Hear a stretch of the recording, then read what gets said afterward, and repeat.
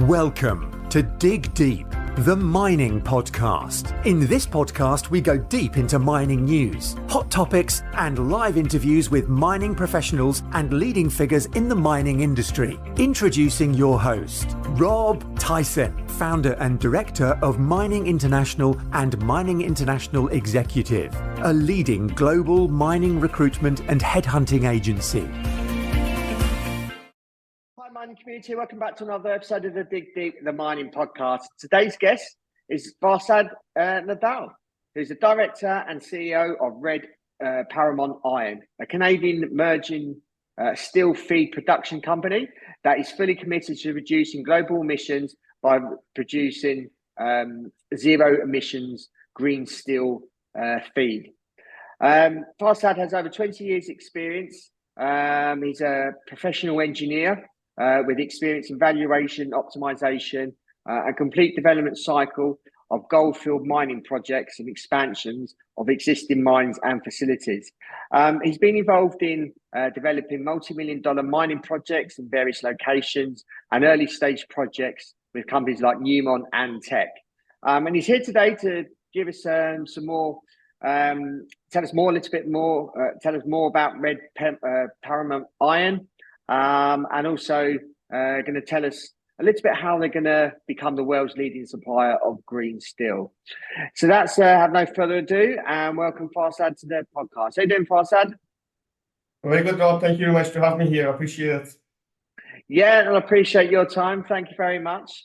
And yeah, as we always start these podcasts off, I wondered if you could just tell us a little bit about yourself, about your career. Obviously, I just mentioned you worked with Newmont and Teck in the past, but wondering if you can just give us an overview of your career.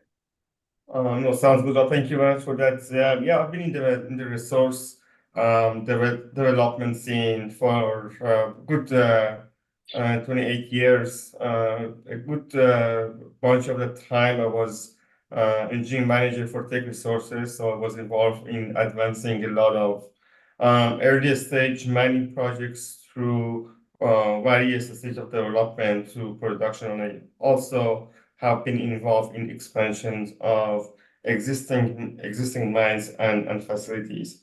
I have worked across the globe in 4 or 5 countries. I have worked in South America, I've worked in Middle East, but most of my experience has been North America. I have worked in advancing a lot of mining projects, both in US and Canada.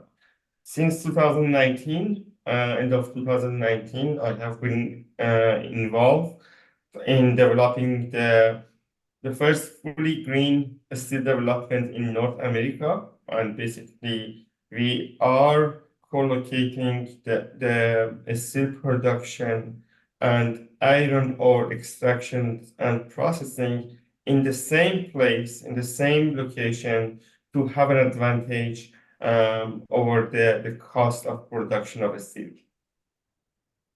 Okay. I wonder if you can just tell us a little bit more about Red Paramount Iron, the company, how it was formed, and the journey that you've been on whilst you've been with the company.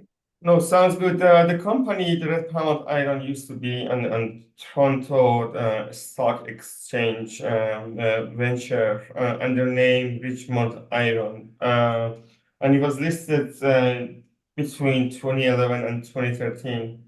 During the long slump of iron ore price between 2013 and 2019, the project and the company was under care and maintenance. It was under a couple of gold mining companies that didn't know what to do with it. They didn't have any expertise on iron ore mining development. So we took it over end of 2019. We gathered all the information, we added all the cores, and we basically look at the potentials that this project has. The project has around 12,000 meters of drilling. So we got all the verified data of all the assays and got SGS company to do it NR 43-101 resource estimation for us. It came surprisingly such a big number. We have around 527 million tons of resource. And we requested the company to do some metallurgical test work with us.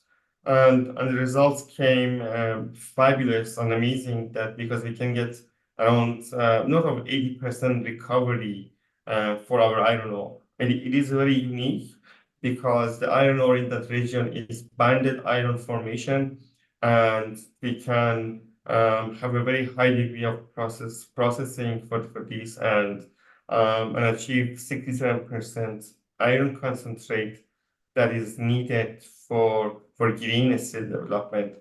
That was when it was triggered in our mind. Why don't we go all the way from iron ore production, because we have the unique iron ore that is specified for green steel production, and by co-locating these two, we can be very cost effective compared to other players globally. Okay. How do you see the future of steel production? Well, it is a very good question, Rob. Steel production is one of the most pollutant industries. At the moment, for every ton of steel that is being produced, around 800 kilograms of coal is required. This would generate around something between 1.8 to 2.2 tons of carbon emission for every ton of steel. There are around 400 steel facilities globally that they need to do basically some expansion and reinvestment in the next 20 years.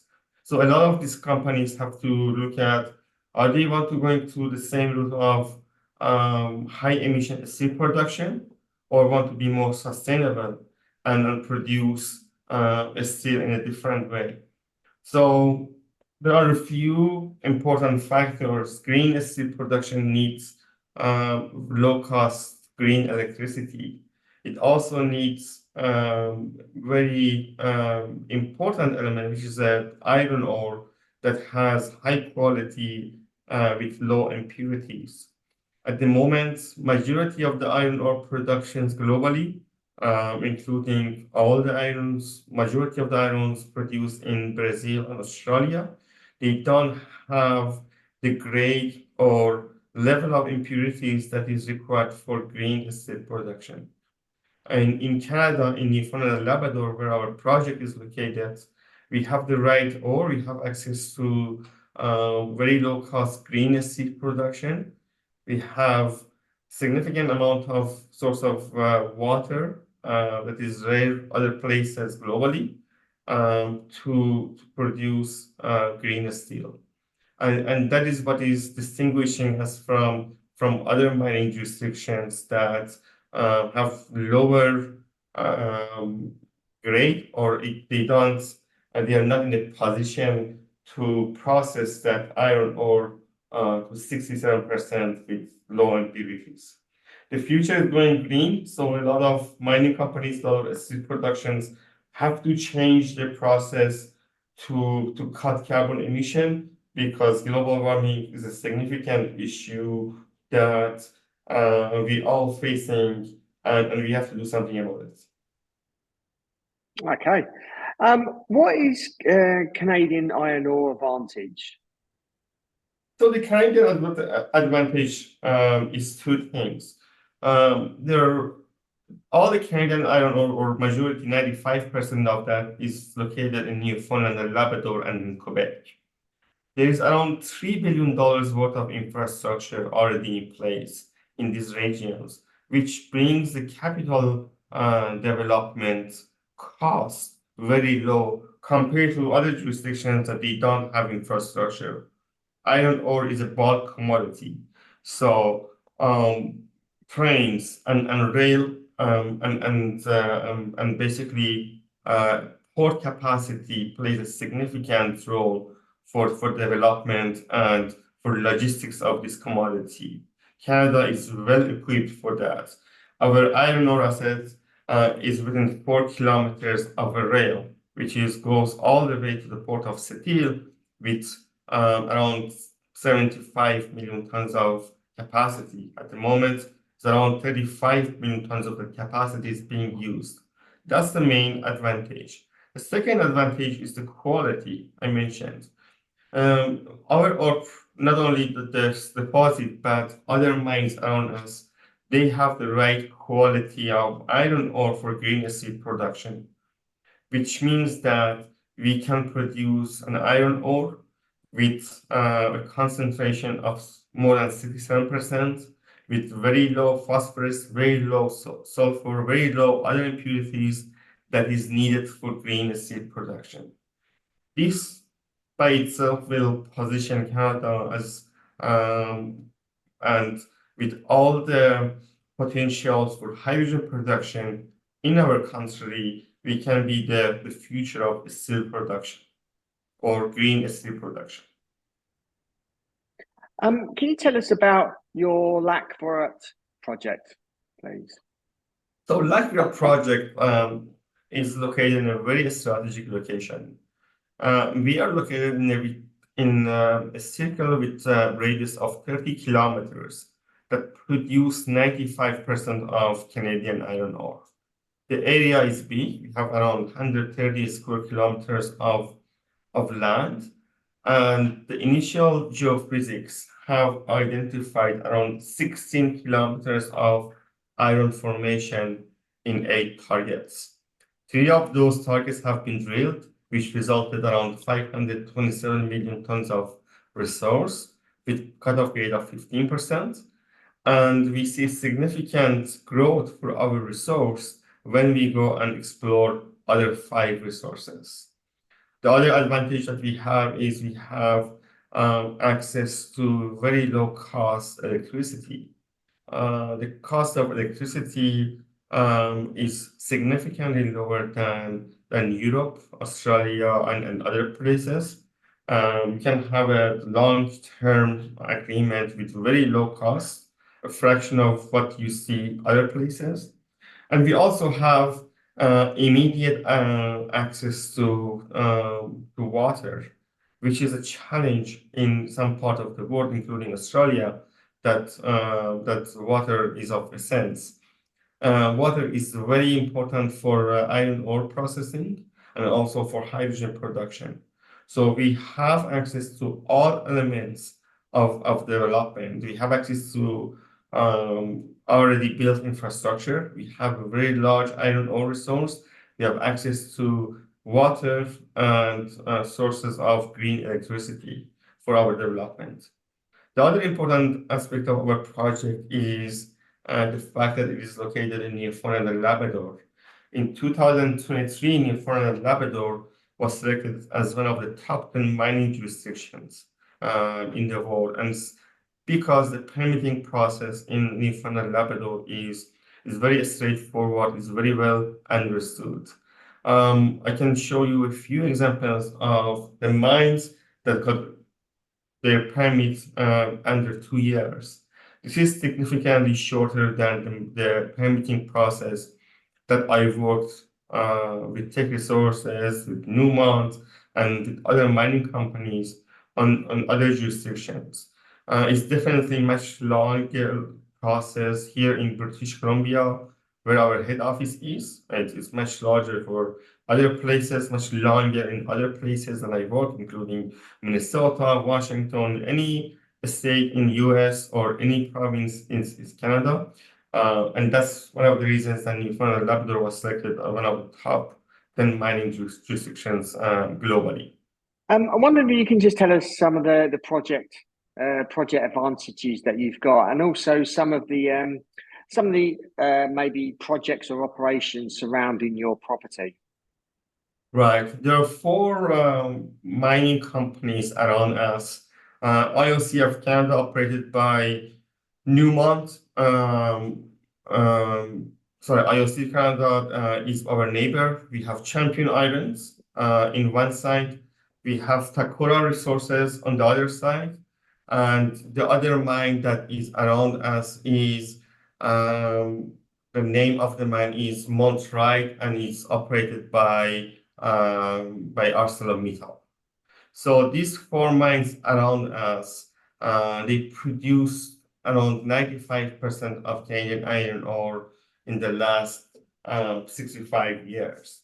So our project is a new development, but in a brownfield area that the iron ore processing is well understood. And basically, we are close to two cities that everyone located in these two cities are working on the mines or supporting the mine. So that's the advantage that we are located 8 kilometers from Labrador City, and that is significant because it will also bring our operations with much lower capital costs and a lot smoother compared to projects that are located in the middle of nowhere. Okay. Obviously, let's speak about funding. How is the funding and capital raising going? And wonder if you can give us some time frames around how the project's going to develop. No, sounds good. Because it is a green initiation, we have been successful on securing a lot of government funds. As you might know, the government of Canada has around $8 billion of funding for projects that are trying to go from high emission to low emission. So with our project, we have the potential of cost reduction of around 3.3 million tons of carbon emission on an annual basis. Because of these initiations and because of the pilot plans that we have set forward with the testing the technology to bring this operation, to bring this mine to operation, we have secured around $4 million of government funding so far. We are also in discussions with some other investors to bring some additional funds to do the earlier stage work. And by earlier stage means that from the current stage of PEA, which is preliminary economical assessment, to the end of feasibility level. At that stage, we're hoping to raise capital by off-taking the products and build this mine in a period of 3 years. We're hoping to do all the work in 2 years to get to the permitting stage, to secure all permits, to do all the engineering, associated drillings, all the environmental baseline data collections, and be in the position to start procurement of our equipment and then and start building the mine in year 3. The main advantage of our ore body is the ore is very close to surface. We have a very low strip ratio of 0.07, which is compared to other jurisdictions phenomenal.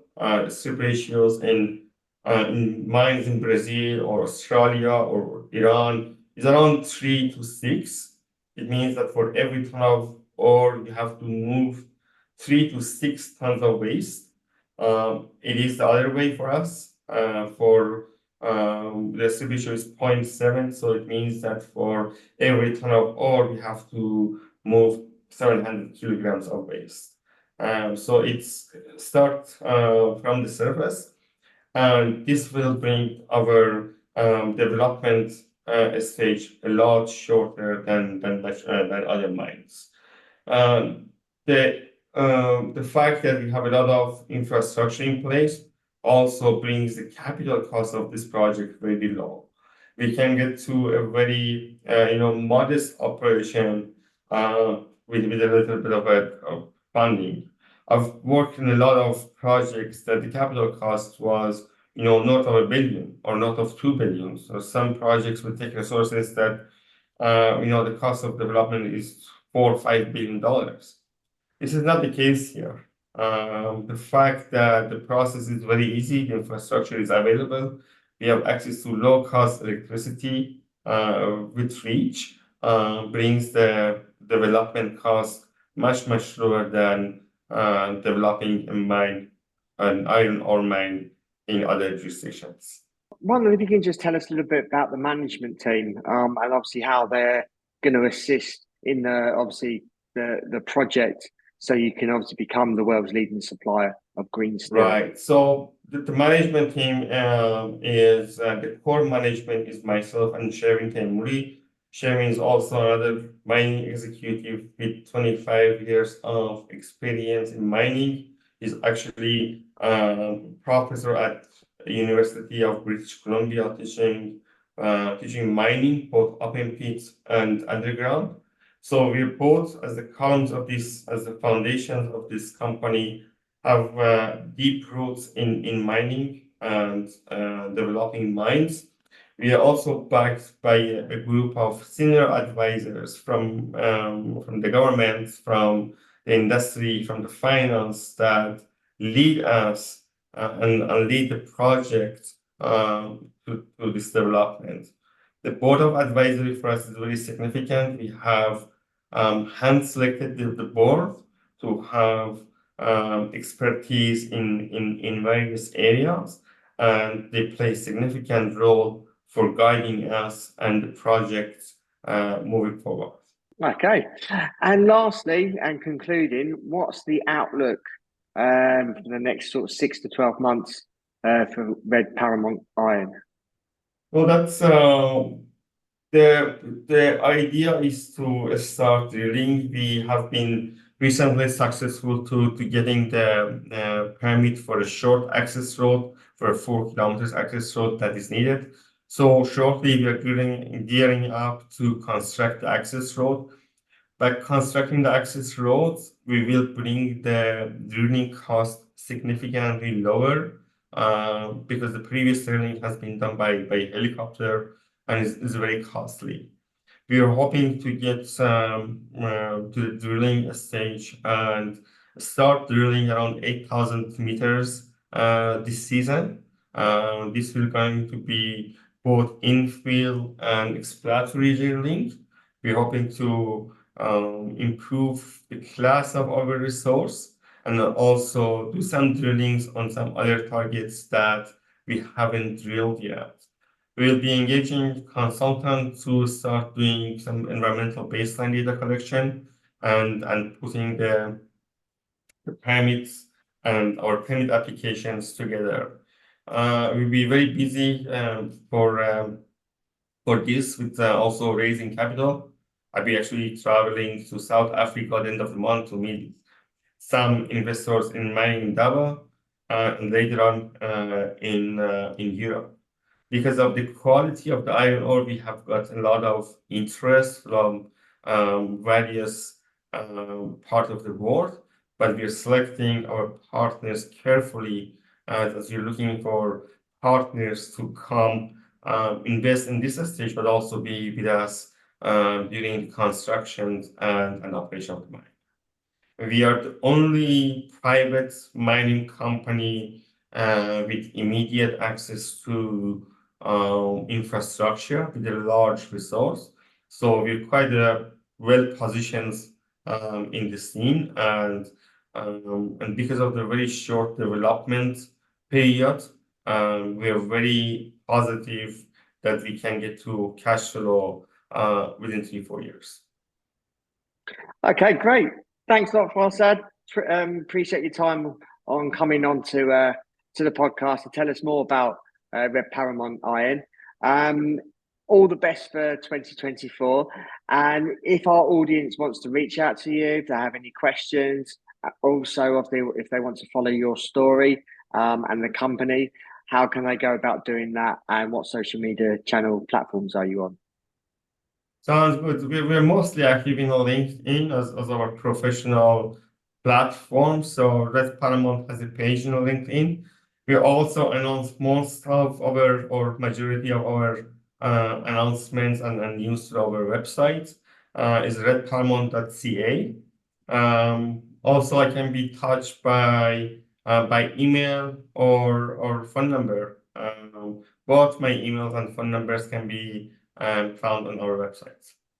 Okay, great. We can include those in the show notes accompanying this podcast. So really appreciate your time. Hope obviously things go well with the project, as you just described. And hopefully our audience will reach out to you if they have questions. So I know that you're on social media a bit. So they can reach out to you if they need to. Appreciate it. Thank you guys for the time. Really appreciate it. Yeah, no worries. Thank you for listening. I hope you enjoyed that episode. As always, please keep sharing the podcast and these episodes so we can educate the mining industry. And also, it's not just necessarily educating our mining industry, but educating people outside of our industry to obviously educate the people around various commodities and show what mining is all about. So thank you again. Hope you enjoyed listening. And until next time, happy mining. Thank you for listening. Remember to reach out to Rob via the show notes and be sure to subscribe and leave a review. Until next time, happy mining, helping each other to improve the mining industry.